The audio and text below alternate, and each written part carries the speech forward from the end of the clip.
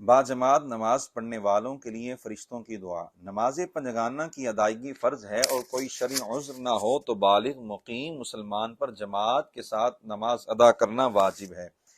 پھر نماز باجماعت کے بارے میں حکم دیا گیا کہ صفیں مکمل طور پر سیدھی ہوں اور نمازیوں کے درمیان خلا نہ ہو۔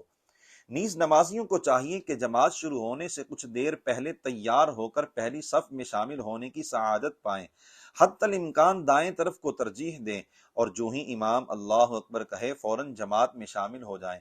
ان باتوں کا شوق دلانے کے لیے سید عالم صلی اللہ علیہ وآلہ وسلم نے یہ بھی ذکر فرمایا کہ ایسا کرنے والوں کے لیے فرشتے دعائیں کرتے ہیں۔ سیدنا ابو ہریرہ رضی اللہ عنہ نے آقا کریم صلی اللہ علیہ وآلہ وسلم سے جماعت کی فضیلت سے متعلق یہ حسین جملے روایت کیے: صلاۃ الجمیع تزید علی صلاتہ فی بیتہ وصلاتہ فی سوقہ 25 درجۃ، یعنی باجماعت نماز پڑھنے کا ثواب گھر یا بازار یعنی مسجد میں اکیلے نماز پڑھنے سے 25 گنا زیادہ یعنی کئی درجے بڑھ کر ہے۔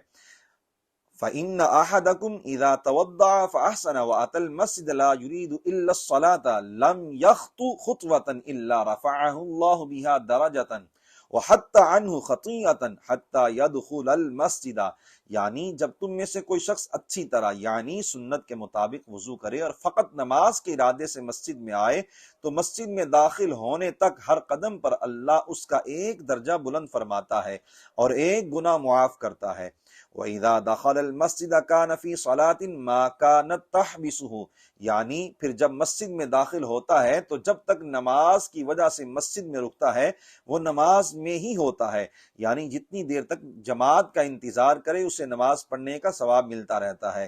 وَتُصَلِّي یعنی عَلَيْهِ الْمَلَائِكَةُ مَا دَامَ فِي مَجْلِسِهِ الَّذِي يُصَلِّي فِيهِ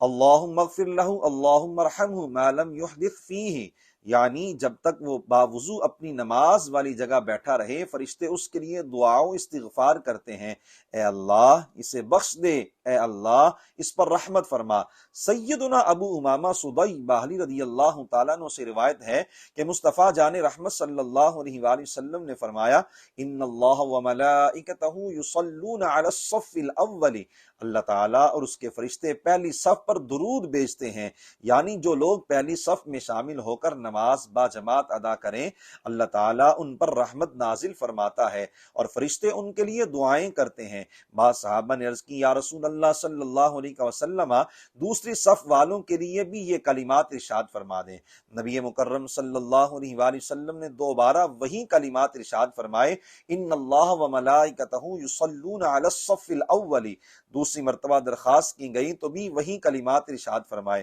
پھر تیسری مرتبہ یہی التجا کی گئی تو ارشاد فرمایا: وعلی الثانی، اور دوسری صف پر یعنی جو لوگ دوسری صف میں شامل ہو کر نماز با جماعت ادا کرتے ہیں اللہ ان پر بھی رحمت نازل فرماتا ہے اور فرشتے ان کے لیے دعائیں کرتے ہیں۔ محدثین نے لکھا ہے پہلی صف والوں کے لیے 3 مرتبہ اور دوسری صف والوں کے لیے 1 مرتبہ یہ کلمات ارشاد فرمانے سے معلوم ہوا کہ پچھلی صفوں والے بھی اگرچہ محروم نہیں رہتے مگر جو رحمت پہلی صف والوں کو نصیب ہوتی ہے اس کی شان کچھ اور ہی ہے۔ ام المؤمنین سیدتنا عائشہ صدیقہ رضی اللہ تعالی عنہا سے روایت ہے کہ رسول اللہ صلی اللہ علیہ وآلہ وسلم نے ارشاد فرمایا: ان اللہ وملائکتہ یصلون علی الذین یصلون الصفوف، اللہ تعالیٰ اور اس کے فرشتے صفیں ملانے والوں پر درود بھیجتے ہیں، یعنی جو نمازی جماعت کی صفوں کے درمیان خلا پر کرتے ہیں، صفیں درست کرتے ہیں، اللہ تعالیٰ ان پر رحمت نازل فرماتا ہے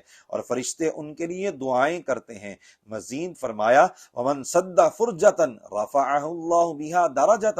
جو صف میں موجود خالی جگہ پر کرے اللہ تعالیٰ اس کی برکت سے اس کا درجہ بلند فرمائے گا۔ اگر صف میں دائیں بائیں دونوں طرف نمازی برابر ہوں تو دائیں جانب کو ترجیح دینی چاہیے۔ یہ بھی مروی ہے: ان اللہ وملائکتہ یصلون علی میامن الصفوف،